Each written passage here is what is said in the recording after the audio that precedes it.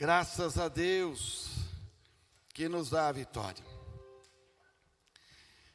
Querida e amada igreja, nós estamos aí na caminhada de setembro para falarmos de algo muito sério. Algo que a sociedade e alguns órgãos determinaram que esse é um mês de tragédia. Mas eu quero dizer para você que o Senhor veio para dar vida e vida em abundância. Ele veio para nos dar uma palavra de esperança. Posso ouvir um glória a Deus? E nessa palavra eu gostaria que a igreja se atentasse bem.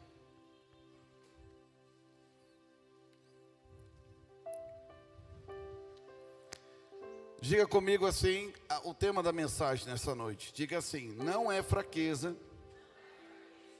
é humano. Amém? Com isso nós vamos falar sobre quebrando o silêncio sobre a saúde mental. Amém? Ainda tem um tabu muito grande. Nós precisamos ter a sapiência, o entendimento, a sabedoria. Muitos hoje têm usado a religiosidade. E muita gente está se perdendo por causa da religiosidade. Eu não digo aqui por ser um profissional também da saúde mental.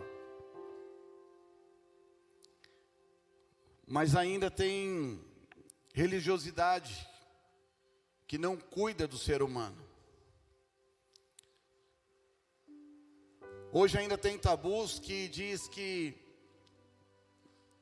quem é crente não precisa de psicólogo, né? Quem é crente não precisa, às vezes, de uma administração medicamentosa, direcionado, encaminhado por um psiquiatra. Tem gente que acha que ainda nesses profissionais é porque não está batendo bem na cabeça. Diz que se ir um desses profissionais é falta de fé. Muitas coisas a religiosidade diz. Mas é tão interessante que quando eu leio a Bíblia,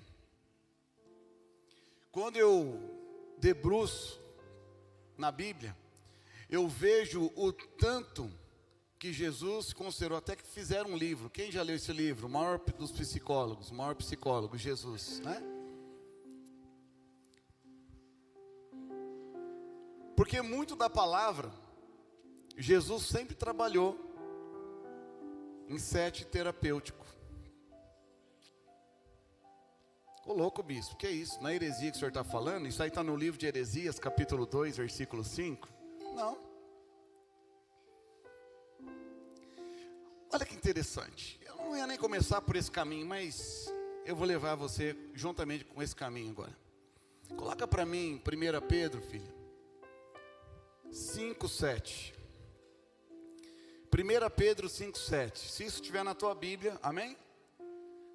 Nós precisamos crer nessa palavra. Olha aí. O que a palavra de Deus diz?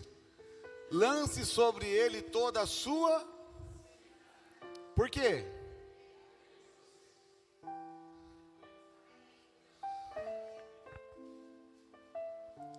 Dentro do meu contexto profissional, é isso que a gente faz. Quando eu vou atender um paciente, ele traz para mim toda a sua demanda, toda a sua dor, toda a sua fraqueza, para que dentro de uma orientação técnica, científica, possamos ajudá-lo. E olha o que Jesus fala. Olha a palavra de Deus. Lance sobre ele toda a sua... É isso que ele está falando para a gente. Pegar todas as nossas fraquezas, flagelos, toda a nossa ansiedade. Será que essa palavra está à toa? Hoje se fala muito sobre o quê? crise de ansiedade. Quantos anos essa Bíblia foi escrita? Hoje a psicologia é neném perto da Bíblia. Uma psiquiatria é neném. Ou seja, se não tiver em gestação ainda, né, pastor Fernando? Nem nasceu ainda, se comparar pelo tempo que tem de palavra. E Jesus já falasse: ei, lança sua ansiedade sobre mim, porque eu quero cuidar de você. Quem está entendendo?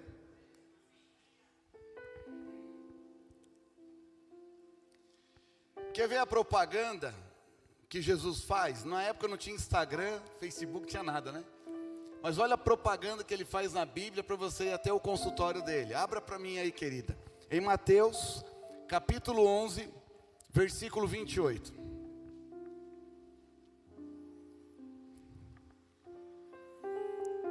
Olha a propaganda que ele faz. Venham a mim todos os que estão...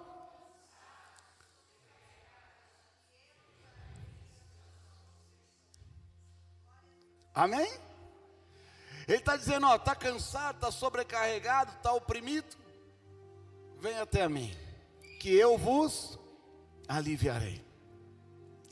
Aí ele continua, 29.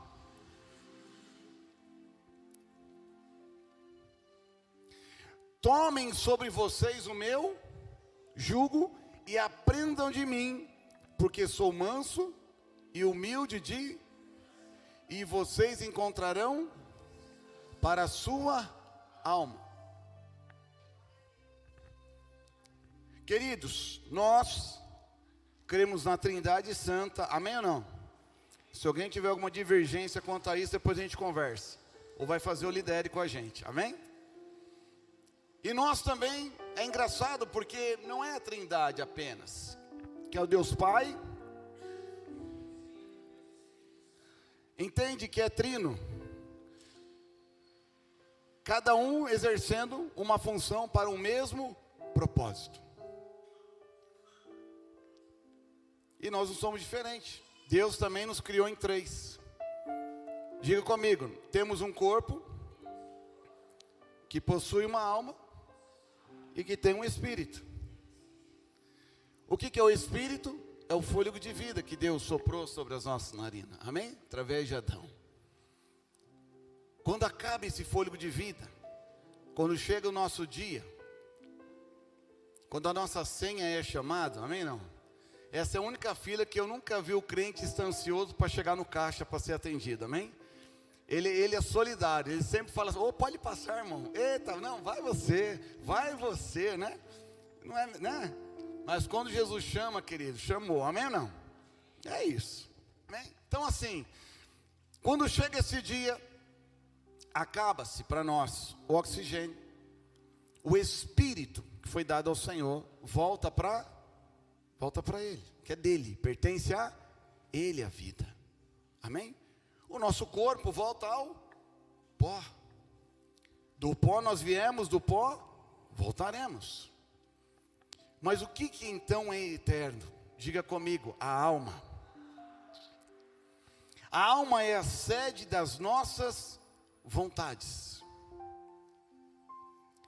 E Jesus, em todo o tempo de evangelização, ele sempre se preocupou com o corpo, com o espírito, com a alma. Tanto que quando Deus sopra nas narinas de Adão, a palavra do Senhor diz que ele se tornou alma vivente. A Bíblia diz que a alma que pecar, essa certamente morrerá. Mas não é uma morte que vai acabar com ela, é a perdição eterna, é a condenação dela. Então Jesus sempre se preocupou com a alma. Hoje, se você olhar a psicologia, ela é o estudo da alma, que é a sede das nossas emoções. Aqui está centralizada as nossas vontades, o nosso ego, as nossas vontades, tudo está gerenciado pela alma. Quem está entendendo? Amém? Diga para quem, pergunta para quem está do seu lado, irmão, está vivo? A Bíblia diz que todo ser que respira louve ao Senhor. Você pode dar um glória a Deus aí? Mas quando nós falamos hoje de depressão, crise de ansiedade, muitos refutam isso. Muitos levam ao entendimento que é para chamar atenção, é manha, pirraça. Pode até ser uma mudança de comportamento, amém? Não estou dizendo que não seja, pode ser. Mas tem que ter uma avaliação para isso. Tem que ter uma avaliação para isso. Não é assim, só achismo, amém? Então a primeira coisa que nós temos de alteração na nossa vida, diga comigo, é o comportamento. É isso. A sede dos meus pensamentos, quando eu penso, sobre o meu pensamento, eu tenho uma reação de emoção naquilo ali. Então quando eu penso, logo sinto e reajo àquilo. Reajo a um sofrimento, a uma alegria, eu sempre vou reagir a isso. Quem está entendendo? Então, o comportamento diz muita coisa. E tem pessoas que não estão atentando para o comportamento. Ô bispo, mas como que funciona mais ou menos isso? É muito complexo. Não daria para a gente falar aqui em 30, 40 minutos. E eu não estou aqui para falar da parte técnica, eu estou aqui para falar da palavra. Amém ou não? Mas só quero trazer algum entendimento para você. Que quando nós estamos numa condição de mudança de comportamento, nós estamos dizendo muito sobre nós. Sabe aquela pessoa ativa, que sempre estava sempre pronto para tudo, fazendo tudo, sempre ativa, sempre. E de repente essa pessoa começa a parar de fazer aquilo que gosta. Começa a não ter mais força para fazer nem aquilo que gosta. Vários fatores podem ser isso. Até no quesito que a gente fala que questão de falta de vitamina no corpo. Quem sabia disso? Já está comprovado cientificamente. A falta de vitamina D, algumas B, pode trazer o quê?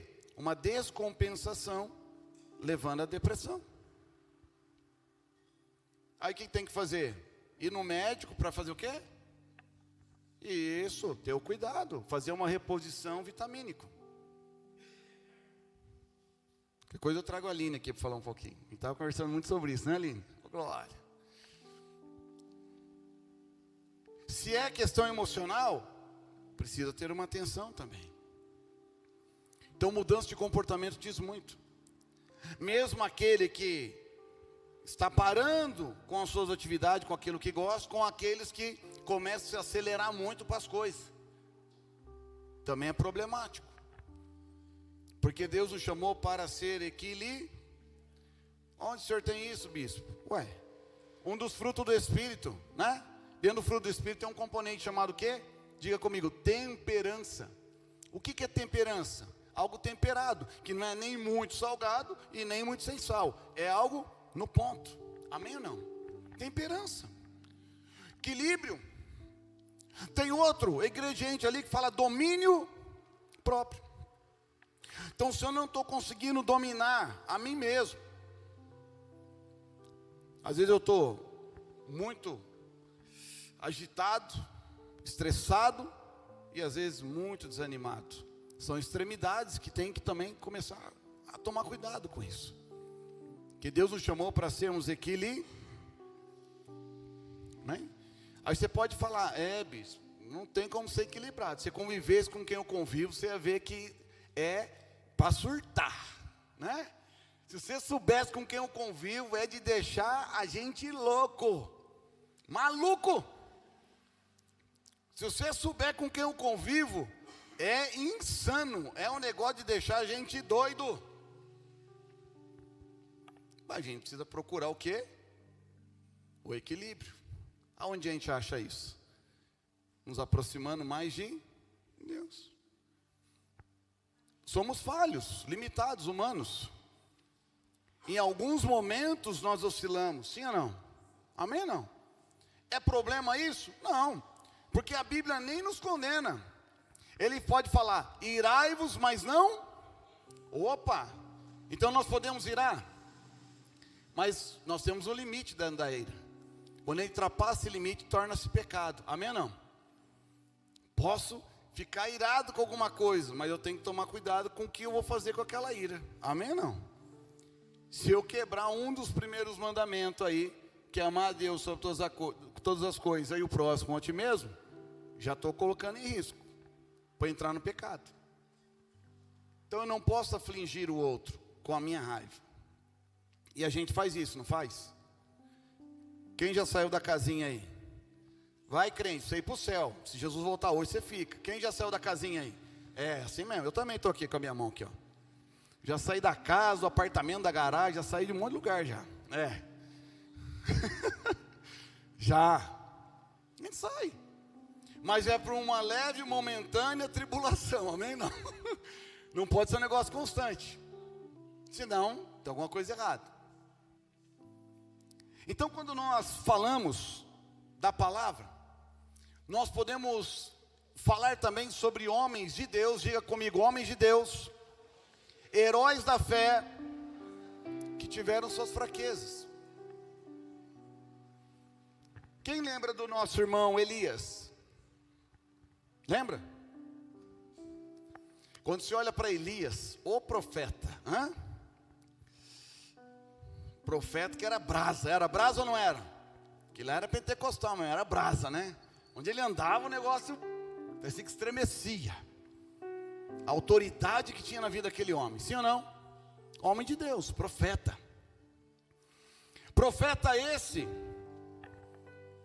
que quando foi desafiado para combater 900 profetas do Monte Carmelo, ele foi ou não foi? Sim ou não? E foi sozinho não, gente, com Deus, amém? Mas ele foi para combater. E a proposta era a seguinte: aquele que perder, aquele que Deus responder com fogo, o outro morre.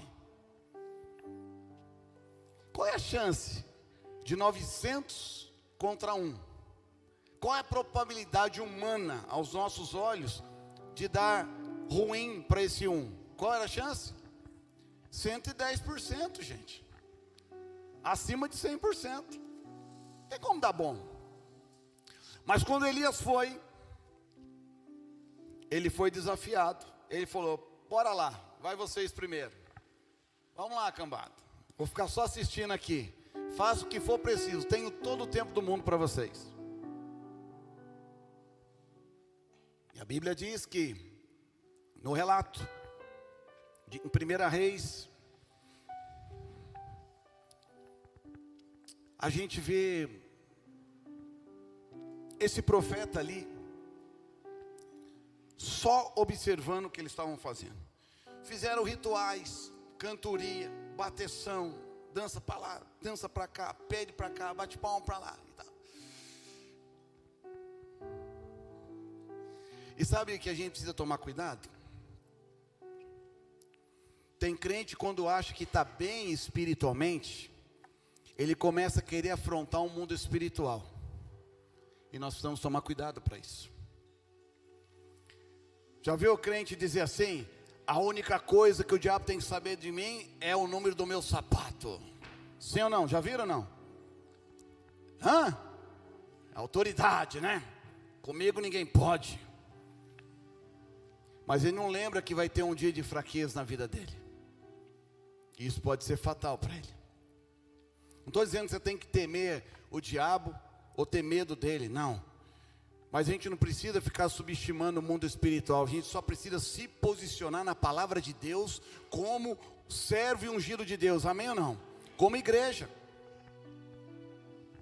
Nós temos sim que orar, pedir libertação, expulsar o mal.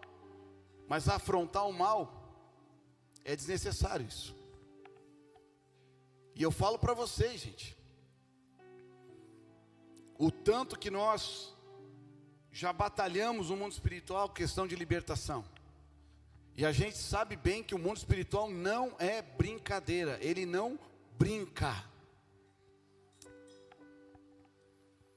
E é só a gente sair da graça que a gente perde as batalhas, perde as guerras. Eu já contei para a igreja quantas vezes aqui. Quantas vezes eu perdi a batalha porque eu deixei o homem incirar, o homem falar no momento que ele não poderia. E queridos, não precisamos afrontar o mal. Acho que foi a pastora Fernanda que pregou aqui sobre que o inferno nos reconhece, né? O inferno sabe quem nós somos. E se você for uma mulher, um homem de Deus, Satanás vai conhecer isso. Amém? Então você precisa só se posicionar como igreja, com a autoridade que está em você, na palavra, em Cristo Jesus. Elias, não sei se já estava cansado, estava muito tempo lá. Ele falou: rapaziada, seguinte, está dando certo não, né? Grita mais alto. Eu acho que o seu Deus foi viajar, ou está dormindo. Dá uma acordada nele aí, porque ele não está respondendo. O que está acontecendo? E a turma ali no ritual, fazendo uma coisa, fazendo outra, e nada dando certo. Cansou aí? Posso? Minha vez? Olha lá.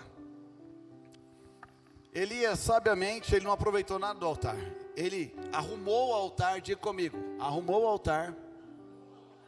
Isso é uma decisão. Querer arrumar o altar é uma decisão, ninguém pode fazer isso por você. Elias arrumou o altar e tomou uma atitude totalmente inusitada e contrário àquele momento. O negócio já estava tão seco, porque já não chovia praticamente, 3 anos, né? Que o próprio Elias tinha parado para chover. O povo já estava com raiva dele 3 anos já que não chovia. Estava na seca. E ainda ele pede para quê? Para a turma vir com um cântaro de água aí, jogar no altar, mas molhar bem, que a água descia até o rego, né? Até em volta do altar. Encharcou o altar. Qual a probabilidade de pegar fogo em algo úmido? Diga para mim. Fisicamente, quimicamente, quase impossível.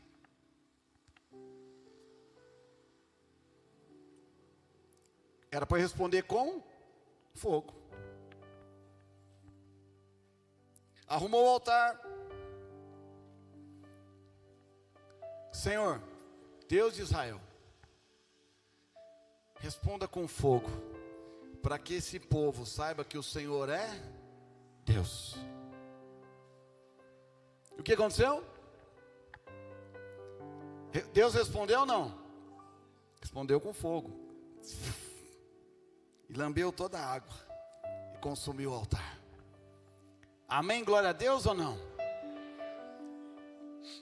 Imediatamente, conforme combinado, os profetas teve que ser mortos. Tiveram que ser mortos. Aí já tinha um rei que já tinha caído em transgressão. Acabe, quem sabe que é o irmão Acabe? Casou com uma endemoniada que não era para ter casado, que era o povo estranho, amém ou não? Era para ter casado dentro da tenda, né? Dentro do povo. Ele me arruma uma tribulada, chamado Jezabel. Começa errado aí. Queridos, vou falar uma coisa para você. Quantos são casados aqui? Tá, então eu vou te falar uma coisa. Cadê os homens? Cadê os homens aí? Fião, você pode acordar todo dia de cara virada, estressadinho. Você não consegue desestruturar a sua casa. A criançada pode acordar daquele jeito pentecostal, amém não? Que não vai também mudar nada da casa. Mas se sua varoa acordar de ovo virado, irmão, se você só ora, vai para o jejum, amém? de 24 horas. Amém? Que o bicho pega. E a mulher, ela consegue desestruturar tudo. Não é à toa que o sábio Salomão disse o que em Provérbios, que a mulher sábia faz o quê? Edifica a sua, mas a tola com as suas próprias mãos. Senão não estaria escrito isso. Amém? Não. Perdoe a minha esposa e as varoa, mas né? É bem isso. Porque a força da mulher de influência é muito grande, querido. Homem que bate o pezinho aí, né? Igual o Galinzé em casa dizendo, eu sou homem, eu mando. Manda, irmão. Nossa palavra é a última. Sim, senhora, estou indo. Né? Né? Bate até continência, né? É. Brincadeiras à parte, mas é sério isso aí também. Né? Né? Mas uma mulher, endemoniada, chamada Jezabel, mandou um recado para o profeta. Ei, a profeta de Deus, se pela manhã eu não fizer o que você fez com meus profetas, eu não me chamo Jezabel.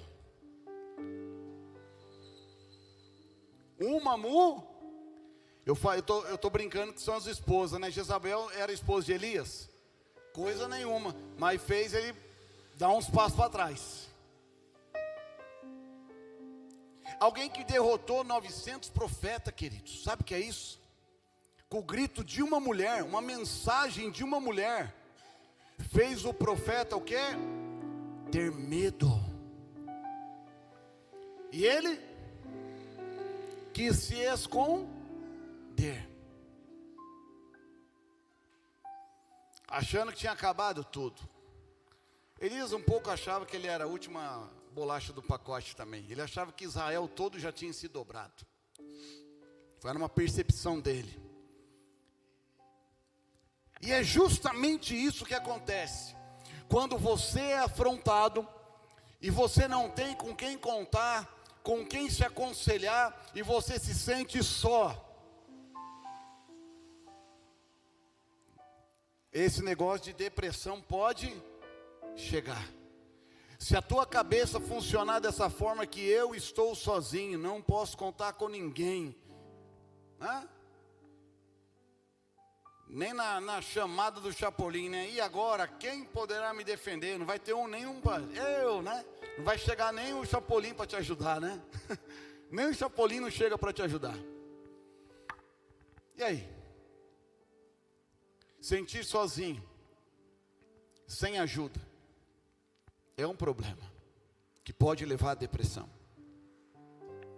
Deus nos criou para ser sociáveis e amáveis. Diga comigo, Deus nos criou para ser sociáveis e amáveis. Se alguém da tua casa anda se escondendo no quarto, não querendo ver ninguém, não querendo tomar banho, não querendo comer, não querendo sair, é um alerta para você.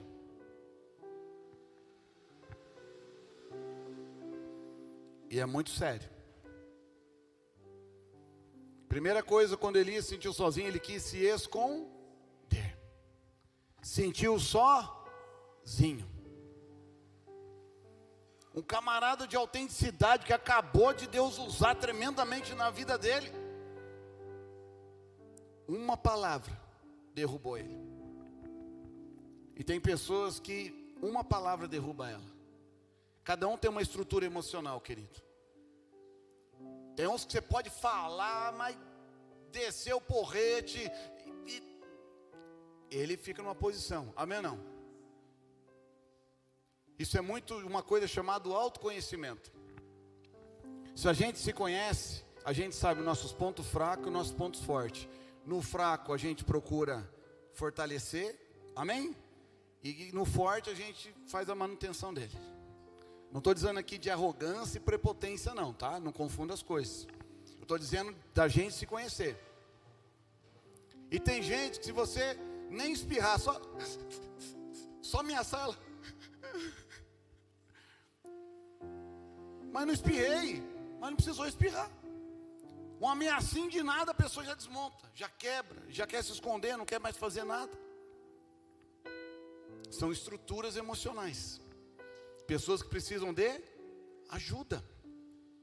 O problema não é a pessoa se sentir sozinho, é quando ela decide querer ficar sozinha. Porque é um tabu. Porque nós, como seres humanos, tem um negócio chamado orgulho, e a gente não quer mostrar a nossa fraqueza. Então conversar sobre isso é muito pesado às vezes. Eu chegar em alguém para pedir ajuda, por estar fragilizado emocionalmente, as pessoas não querem demonstrar isso. E correm um sério risco de entrar por esse caminho de destruição, que é essa doença chamada depressão. Então o problema não é a pessoa achar que está sozinha, é quando ela quer ficar sozinho, aí é diferente. Quem está entendendo? Amém? Glória a Deus. Hoje fala muito em crise de ansiedade, até em criança, né? Está demais. Mas sabe por quê? Hoje tem pais terceirizando a educação e a afetividade dos seus filhos. Não tem problema com isso. Não estou aqui na fala de, né? Nada segmentado. Mas o que a gente precisa perceber é isso. Todo mundo está correndo demais atrás de coisas, para lá, para cá, trabalhando para lá e para cá. Mas a hora de dar atenção para a sua família, para os seus filhos, eles não têm supervisão, não têm orientação, não têm acompanhamento. E isso vai fragilizando o quê? O emocional dessa criança. Amém ou não? Quem já foi mãe aqui? Quem já foi mãe? Tá. O ato normal quando a sua criança nasce, que geralmente, qual é o cuidado que o hospital tem, as enfermeiras? Diga para mim. Vão lá, mamães, me ajuda aí. Nasceu, vai fazer o quê? Corta o umbiguinho? Põe para pesar? Sim ou não? Mas o que ela faz? Qual é o cuidado que ela tem? Ela quer colocar a criança aonde? Aonde? Que? Por que isso?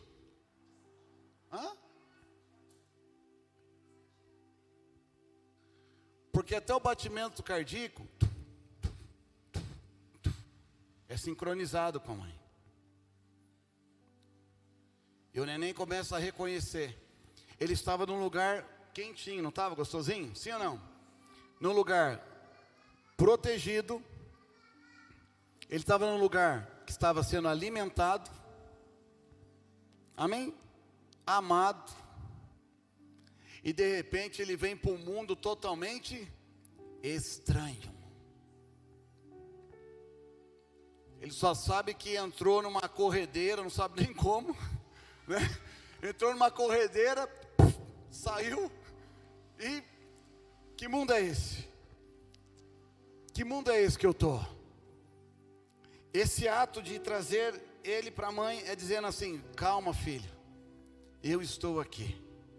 Você não está sozinho. Você veio para um mundo estranho, mas é um mundo que eu conheço. E eu vou te proteger, eu vou te ajudar a crescer, eu vou te ajudar nessa sua caminhada. Quem está entendendo? Amém? E essa afetividade da amamentação não é só porque a criança, o bebê precisa do alimento, mas também é uma forma de trazer o que? Acolhimento para essa criança e proteção para ela.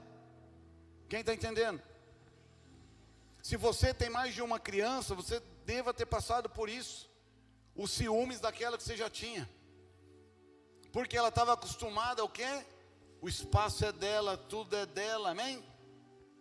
É a criança aquela que é igual o louvor da Aline Barros, né? Meu, tudo é meu, tudo é, né? Tudo é dela. A atenção é dela, o carinho é dela. Aí vem um intruso. E a mãe vai querer dar atenção, mas para quem? Para quem mais precisa.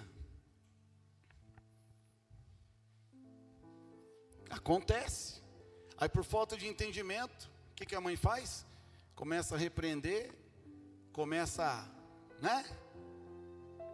a trazer um detrimento emocional para outra criança. Qual é o correto? Traz ela para o quê? Para fazer parte daquele momento. Amém ou não? Para dizer, você é importante no processo, você é importante para me ajudar a cuidar daquele que é mais necessitado. Ninguém está pegando o teu lugar está aqui ainda. Por que eu estou dizendo isso? Porque muito das questões emocionais na sua vida adulta é porque ela não foi construída conforme deveria na vida infantil. A falta de algumas atenções, não quero que ninguém se culpe por isso a palavra de Deus fala, se pesar para você, vinde a mim, vós que estão cansados, sobrecarregados, Ele vai te aliviar hoje, amém? Ah, bispo, mas onde eu errei? O que eu fiz na minha vida? Passei por tudo isso, sofro até hoje. Pode procurar ajuda, amém ou não? Tem jeito ainda para você. Então, muitas das nossas questões hoje adulta é reflexo da nossa construção da infância, primeira, segunda infância. Traumas, fobias criadas. Talvez você tenha medos hoje, que você não superou medo até hoje. Porque isso foi construído em você e não foi tratado. Abandono, rejeição. Talvez você teve uma infância de rejeição. E você está refletindo na vida adulta.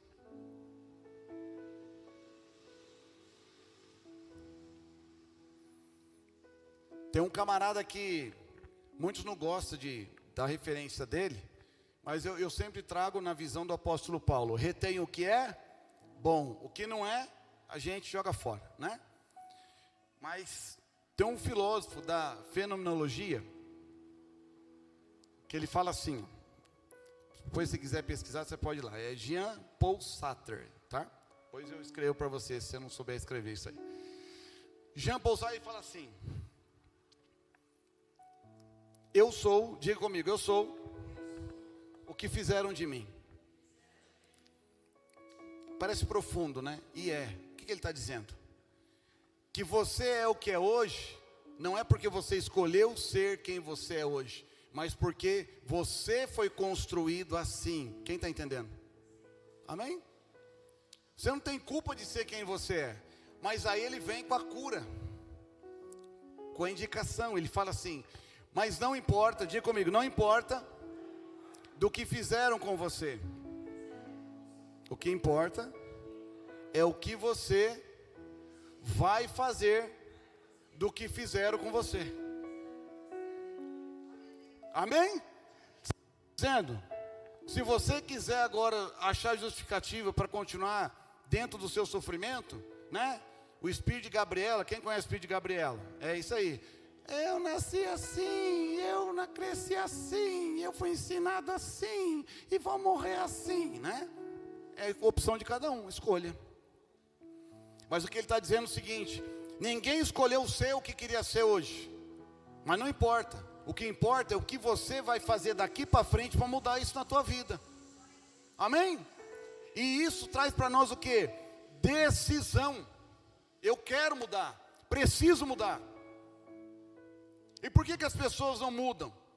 Porque tem um negócio chamado, diga comigo. Presta atenção, fala para quem está do seu lado, irmão, presta atenção agora.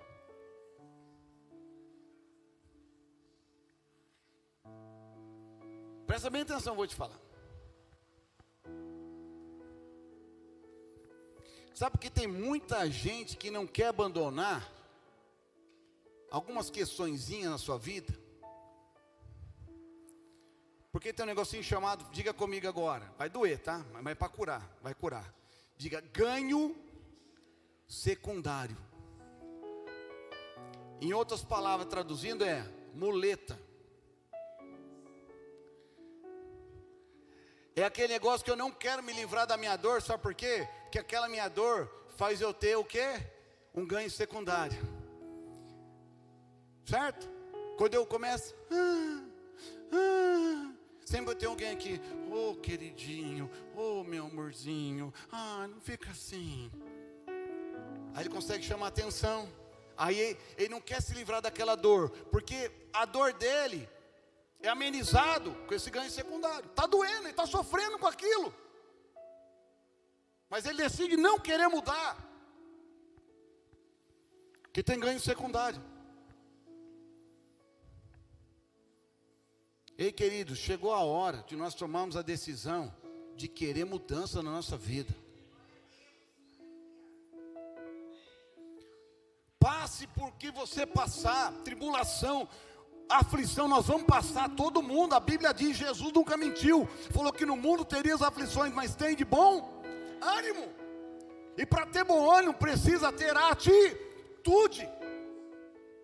Porque se nós não optarmos, não escolhermos ter bom ânimo, não vamos conseguir. Tem de bom ânimo. Eu venci o mundo, mas o Senhor era Deus. Não, o Senhor venceu como homem. Deus nunca pegou o poder dele, a glória dele, para tomar vantagem, para dizer que alguma coisa seria fácil. Filipenses capítulo 2 está bem claro no contexto, que ele se despiu da sua glória, e ele veio como homem, e sofreu as nossas dores. Então, queridos, chegou a hora de mudar. Acaba com esse ganho secundário, está te fazendo escravo emocionalmente. Tem gente que não quer tomar ações, eu estou falando de emoção, mas tem várias áreas que nós poderíamos falar aqui. Que você não quer mudar, para ter uma justificativa, para você continuar no seu erro.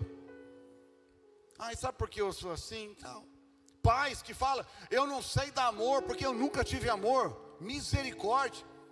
Se Jesus falou para nós, João, que se nós amamos o outro, é porque Jesus nos amou primeiro. Que negócio é esse que na minha vida eu nunca tive amor, eu não consigo dar? Aprenda. Amém ou não? Eu não consigo fazer isso para meus filhos, porque eu nunca tive isso. Então, é Gabriela agora? Porque você nunca teve, vai maltratar a sua geração, aí ele vai tratar outra, e vai continuar essa maldição na vida deles. Quem está disposto a quebrar alguma coisa na sua vida hoje, seja a área que for, em nome de Jesus, é atitude, eu quero, e vamos para cima. Amém? Não posso cuidar de ninguém, posso indicar alguém para cuidar de vocês, amém? Mas para vocês entenderem, peça ajuda a alguém. Precisamos. Cadê a T? A T não está aí hoje, né? A T não veio hoje.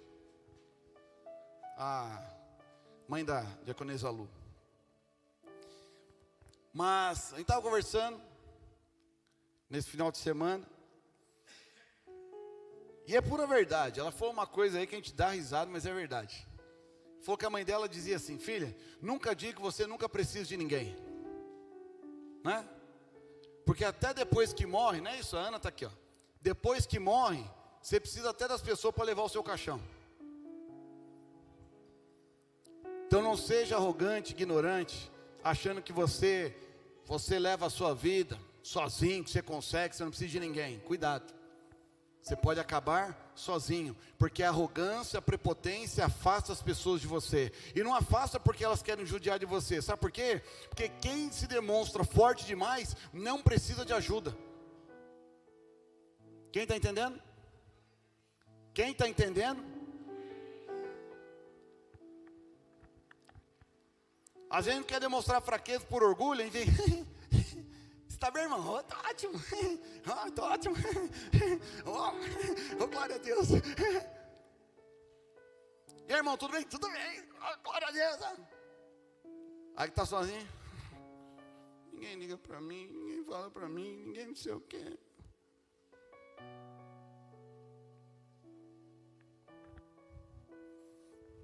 Agora está melhorando, agora tem aplicativo, né, pastor?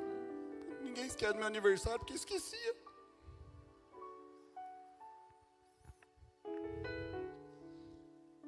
Eu estou falando coisas básicas, de brincadeira aqui, mas tem coisa muito séria, querido, que a gente precisa abrir o olho. Quem está entendendo o que eu estou falando aqui? Amém? Então, por favor, não demonstra força não, sabe por quê? Quem é forte fica sozinho para se virar sozinho. Você quando traz a comunhão, a união, que as pessoas ficam solidárias a você, empáticas a você, é quando ela consegue enxergar em você a sua fraqueza, a sua necessidade para te ajudar. Se você começar a se colocar como muito forte, as pessoas deixam você sozinho. Quem está entendendo? Então, por favor, fale alguma coisa de fraqueza para quem está do seu lado aí. Estou brincando, né? Né?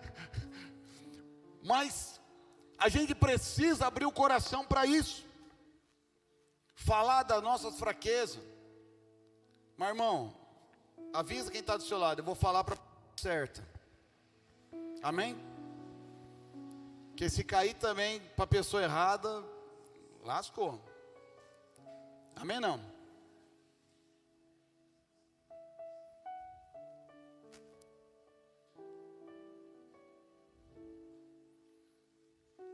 Quem já ouviu falar de fofoqueiros, mensageiros, né? Comunicadores? O nome que quiser dar. Comunicador. Querido, eu posso pedir algo para vocês encarecidamente hoje? Não pede para Jesus matar ele e tirar ele não, e queimar a boca dele não, tá bom? Pede para Jesus transformar o conteúdo, porque um fofoqueiro, se ele mudar o conteúdo dele na palavra, ele vai ser o maior evangelista de todos os tempos. Quem está entendendo? É isso. O problema é o conteúdo que está ruim ali. Troca a mensagem. Ele vai querer, em vez de falar da vida dos outros, ele vai querer falar de Jesus sempre. Amém? Essa turma aí é potencializador da palavra, irmão. Então, pede para Jesus transformar o conteúdo. Amém ou não? E se quiser botar a queimar como você quer queimar, pede para Jesus. Faz igual o anjo lá, queimar com a tenaz na boca do, né? Jeremias da vida lá, purifica lá. Amém? Mas, queridos, dentro desse contexto, eu quero alertar a igreja para isso. Um homem de Deus como Elias sofreu as aflições. Coloca para mim aí em 1 Reis, capítulo 19, versículo 4. Olha a palavra do profeta.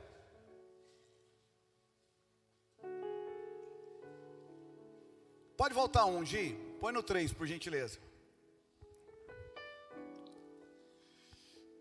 Elias, presta atenção. Quando Jezabel deu berro com ele, Elias teve o quê? Medo. E o medo serve para duas coisas na nossa vida. Diga comigo, o medo paralisa e é para sobrevida. Amém? O medo é para te ajudar a sobreviver. Mas o medo, ele também pode te paralisar. Então, aí o que aconteceu? Paralisou o profeta? Não. Paralisou. Deixou ele com? Sabe o que aconteceu aí? Tecnicamente, só para você entender rápido. Tem um negócio que está em nós, encurtido. Deus fez um negocinho tão bom em nós, chamado uma coisa, luta e fuga.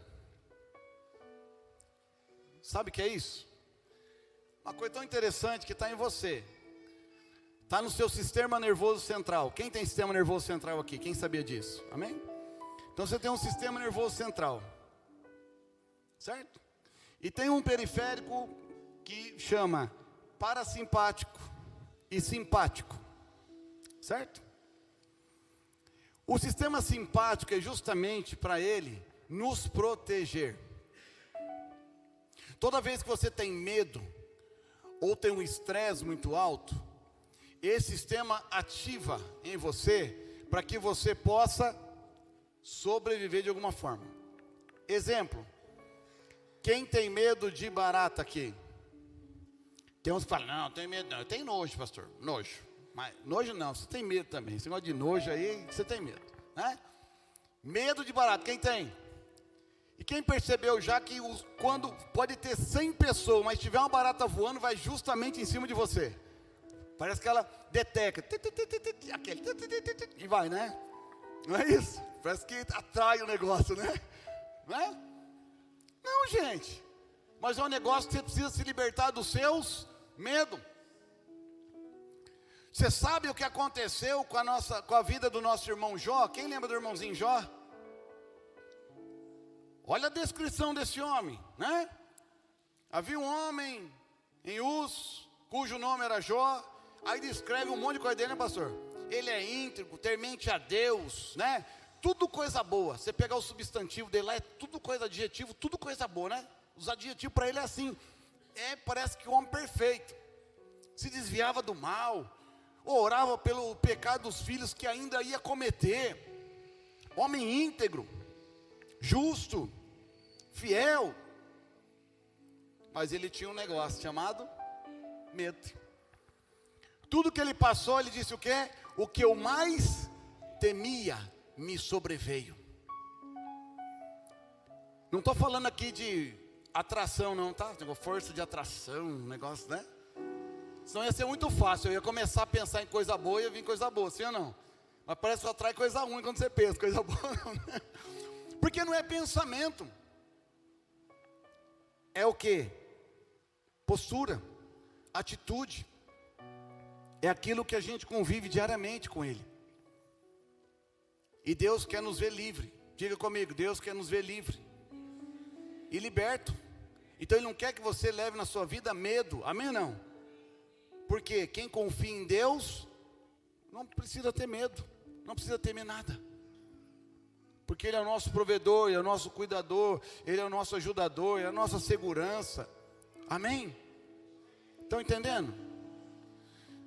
Então, queridos, esse momento ativo, quando você está com medo. Quem já tomou um susto já? Andando assim na rua, tomou um susto. Você percebeu as reações no seu organismo, no seu corpo, que acontece, não? Sim ou não? Hã? Primeira coisa que acontece. Desmaiou. Olha, que bom exemplo, Sandrinha. Bom exemplo, desmaio. Verdade. Ativou o sistema nervoso central, luta e fuga. Então, alguns sintomas quando você tem medo, acontece com você. Vamos, me ajude aí. Quem já teve medo ou se apavorou com algo, o que acontece? Gelo. Taquicardia, né? Acelera, né? Você fica mais ofegante, sim ou não? A pupila dilata.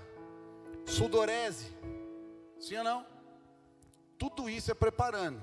Ele está dando opção para você. Está te preparando ou para combater, entrar em luta, literalmente em luta, ou correr. Olha que sistema maravilhoso que Deus criou em mim e você. Então, quando o caso da Sandrinha, quando aconteceu de dar o apagão nela, porque é o seguinte, foi feito um escaneamento já no corpo dela todinho. Falou, olha, a gente enrijeceu já a musculatura, já estamos colocando o coração para bater mais forte, para oxigenar, né, os músculos, para dar energia para ela correr. Mas às vezes ela está dizendo assim, ó, eu não consigo correr. Depende, né? Põe um pitbull atrás de você, lá da Bia lá. Deixa ela soltar lá para ver se não dá 10 voltas no Jardim Marquês lá. No Cajão não pega você não, Bia. Não pega, né, Bia? Não. Bonzinho. Mas o que acontece? O corpo fala assim, ela não vai correr. Preparamos tudo para ela correr. Então é o seguinte, não dá. Dá um offline nela. Ela desmaia. Outro já se prepara para luta. Olha que interessante. Um dos sintomas é sudorese. Sudorese, sabe por quê? Olha que interessante. Porque se você for entrar em luta corporal e tiver suado, o que acontece? Você consegue escapar da pessoa, porque está suado. Você está entendendo ou não? Então o corpo prepara você para luta ou fuga. Olha que interessante. Mas O que aconteceu com o profeta? Ele o medo dele deu um estresse tão grande que ele foi embora. Elias teve medo e fugiu para salvar a sua própria. Olha o sistema aí, luta e fuga. Quem criou o corpo humano? Foi a medicina? Medicina estuda o corpo humano, mas quem criou? Deus. E Deus deu inteligência para quem cuidar do corpinho? Quem? Hein? Os médicos, amém? Então vira para o seu irmão e fala: seu irmão, acaba com a religiosidade. Se você precisar ir para o médico, vai.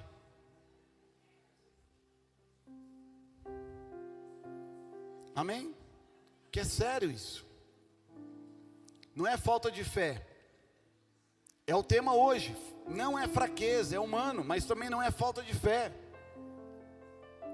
A gente precisa quebrar esse silêncio e pedir ajuda. Amém ou não? Quando chegou a Berseba de Judá, deixou o seu servo e entrou no deserto, caminhando um dia. Chegou aonde havia uma giesta. Sentou-se, é uma árvore.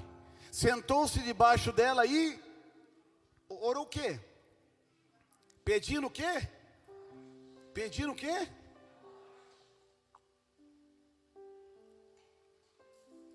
Já tive o bastante, Senhor, tira a minha vida, não sou melhor do que os meus antepassados. Ó, frustração do homem, que acabou de ser usado por Deus tremendamente. Frustração. Ele era ser humano também, sim ou não? Estava passivo a isso? Sim. A Bíblia não fala se Elias era casado e tinha problema com a esposa, amém? Criou trauma nele, de mulher, né? Não fala isso, amém? Nenhum momento fala isso. Mas ele temeu a voz de uma mulher. Vira para mim, linda, por gentileza. Depois ele se deitou debaixo da giesta e dormiu. De repente o anjo tocou nele e disse: levanta-se e coma. Elias olhou ao redor e ali junto à sua cabeceira havia um pão assado sobre brasas quentes e um jarro de água. Ele comeu, bebeu e se deitou-se de novo. Sabe uma das coisas que pode também desencadear uma situação de depressão? Quando você não tem um bom sono, desorganiza todo o seu sistema imunológico. Deus nos criou para sermos equilibrados.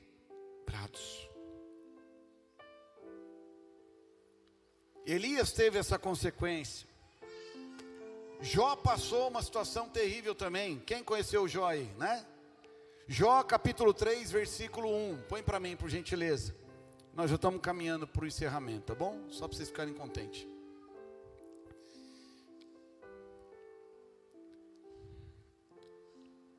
Jó capítulo 3, versículo 1. Depois disso, Jó abriu a boca e amaldiçoou o dia em que nascera, depois que passou toda a sua tribulação. Ele disse: pereça o dia do meu nascimento e a noite em que se disse, nasceu um menino. Que aquele dia se transforme em trevas, que Deus lá do alto não se importe com ele, e a luz não resplandeça sobre ele. Que as trevas e a sombra da morte o chame de volta, que uma nuvem se ponha sobre ele, negrume do dia e o aterrorize. Que a densa escuridão se apodere daquela noite, que ela não seja incluída entre os dias do ano, nem força parte nenhum dos meses. Que aquela noite seja estéril, e nela não se ouça brados de alegria. Que oração, hein? Amaldiçoe aquela noite em que amaldiçoam os dias, e são capazes de atiçar o Leviatã. Que as estrelas matutinas daquela noite fiquem escuras. Espere ela em vão. Volta para mim, Nina, por favor. Em vão pela luz do sol, e não veja os primeiros raios da alvorada. Pois não fechou as portas do ventre materno, nem evitou que eu contemplasse tanto sofrimento. Jó estava pedindo o quê? Por que não morri a nascer e não pereci quando saí do ventre materno? Isso foi um momento de fraqueza. Imagina um homem que perdeu praticamente a sua família, toda a sua riqueza, a saúde, chagas que foi dado em Jó, que ele teve que coçar com telhas, feridas. E se você olhar a descrição de Jó, como eu falei, parecia um homem perfeito, mas passou suas aflições, e teve um momento, mas Deus conhecia o coração de Jó. E é o que Deus está falando para mim e para você. Quando a gente vai reclamar de algo, Ele vai falar o que Ele falou para Jó. Jó, onde estava você? Quando eu criei as estrelas, o firmamento, fiz separação das águas. Eu conheço as estrelas pelo seu nome. Onde estava você, Jó? Quem era você na filinha do pão? Para querer me questionar? Eu sei o que eu estou fazendo. E a gente sabe que o final da vida de Jó foi tão tremendo, que ainda até a afronta que ele recebeu dos seus amigos, Deus falou: ai de vocês se ir lá e Jó não orar abençoando a vida de vocês estão mortos. Chegou lá, Jó ainda teve que orar. E assim que Jó abençoou os amigos dele, amigos, né, que afrontaram ele, a Bíblia diz que o cativeiro de Jó mudou imediatamente. Vamos ficar em pé?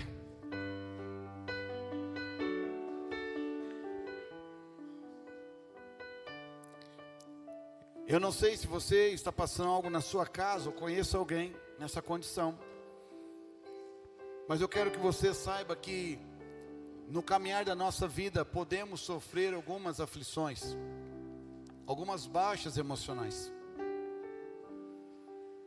Mas eu quero te incentivar, motivar hoje, que você procure ajuda quando você precisar. Não se esconda, apareça. Romanos capítulo 12, versículo 15.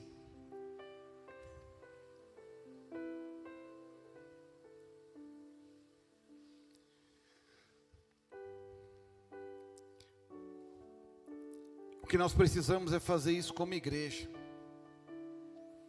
Alegrar com aqueles que se alegram e chorar com os que choram.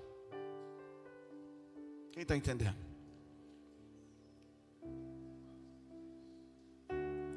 Nós precisamos desse cuidado com o outro como igreja.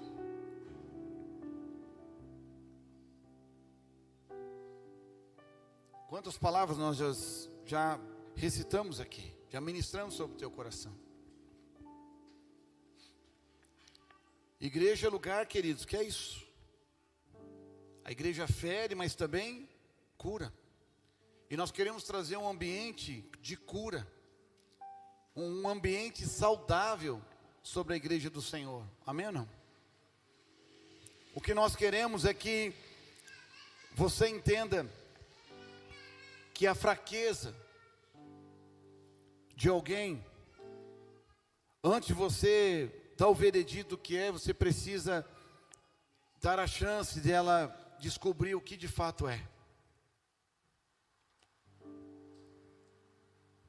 Tem muita coisa que é isso mesmo, é ganho secundário, é verdade. Aí podemos traduzir em pirraça, em manha, isso é vitimismo, outra coisa.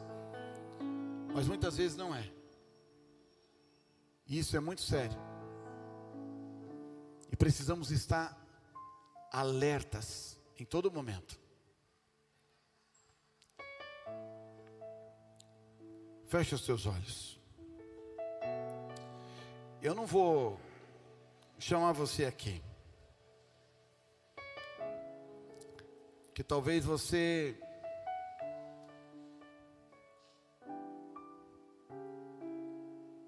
não queira ainda se colocar nessa condição, mas eu quero orar por você.